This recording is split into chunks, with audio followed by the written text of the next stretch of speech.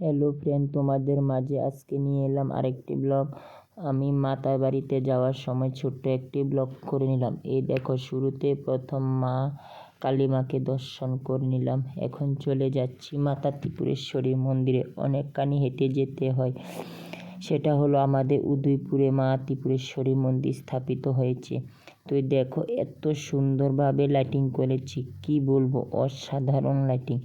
আর প্রচুর মানুষ হয়েছে মেলাতে অনেক মজা হয়েছে। তো দেখো কি সুন্দরভাবে লাইটিংটা করেছে, মানে কি আর বলবো।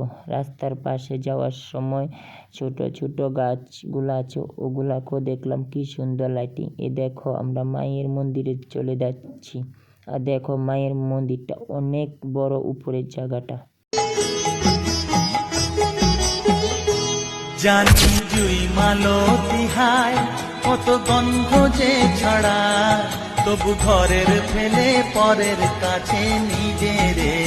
আর এখানে হলো সাধু সন্ন্যাসীরা নৃত্য করে। এই দেখো, মায়ের এখানে ভক্তরা বিশ্রাম করে, আর ওদিকে মায়ের নামে যে বলিদান করে সেখানে বলি দেওয়া হয়। আর এটা হলো মায়ের মন্দিরের অপর পাশে। দেখো কি সুন্দরভাবে সাজিয়েছে। আজকে ব্লগটা একটু বড় হয়ে যাবে, তোমরা একটু ধৈর্য অনুসারে সম্পূর্ণ ব্লগটা দেখো। যদিও আমি আজকে ব্লগটা স্পিডটা বাড়িয়ে দিয়েছি, কারণ এত বড় ব্লগ তো তোমরাও দেখবে না, আর দেখতেও ভালো লাগবে না। এটা হলো মন্দিরের উপর থেকে আমি ব্লগটা করলাম। ওই যে মায়ের দিঘি দেখা যাচ্ছে, কল্যাণ সাগর, অনেক বড় দিঘি। কল্যাণ সাগরের নাম তোমরাও শুনেছ হয়তো বা। মাতা ত্রিপুরেশ্বরী মন্দিরের নাম, দিঘির নাম কি কল্যাণ সাগর। আমরা ছোটোবেলা থেকে নামটা শুনেছি অনেক। এই দেখো, মায়ের মন্দিরের উপর থেকে দূর থেকে কি সুন্দর দেখা যাচ্ছে। সত্যি মা ত্রিপুরেশ্বরী হলো আমাদের অন্নপূর্ণা দেবী, আমাদের আরেক মা। তো আজকের মেলা খুব আনন্দ করলাম। আর দেখো, প্রচুর পরিমাণ দিঘির পাড়ে মানুষ, মানে কি আর বলবো। আর দেখো কি সুন্দর সাজনের জিনিস। সত্যি পকেটে টাকা আছে, মানি ব্যাগে টাকা আছে, কিন্তু পরিয়ে দেওয়ার লোক নেই। কানের দুলের কথা বলছি।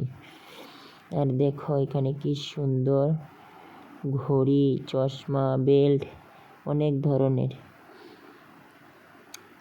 আর এই স্থানে হলো মায়ের দিঘির কল্যাণ সাগরে গঙ্গা মায়ের আরতি করা হয়। যদিও আমরা ওই আরতিটা দেখতে পারিনি, তাই তোমাদেরকে দেখাতেও পারিনি। খুব সুন্দরভাবে সাজিয়েছে। এইখানে মায়ের কল্যাণ সাগরের আরতি হয়। আর ফুলের এই ফুল যারা যে শিল্পী বানিয়েছে তাদেরকে অনেক অনেক ধন্যবাদ জানাই। সত্যি খুব সুন্দর ফুল তৈরি করেছে, অসাধারণ। আর এখানে মানে কবি হয়, মানে বয়স্করা যারা, আমি নাম শুনেছি কবি, অর্কেস্ট্রার অনেক গান নৃত্য হয়ে এই স্থানে। আর বাচ্চারার খেলার জায়গা দেখো, খুব সুন্দর। আর সত্যি মায়ের মন্দিরে এত সুন্দরভাবে, মানে শিল্পীরা অনেক রকম শিল্প তৈরি করে থাকে। এখানে খাট, ফার্নিচার হতে যাবতীয় সব কিছু পাওয়া যায়। তো সবাইকে নিমন্ত্রণ রইল, আগামী বছর আপনারা দীপাবলি উৎসবে সবাই আসবেন, আনন্দ করবেন, মাকে দর্শন করে যাবেন। আজকে ব্লগটা আমার এইটুকুনো পর্যন্ত।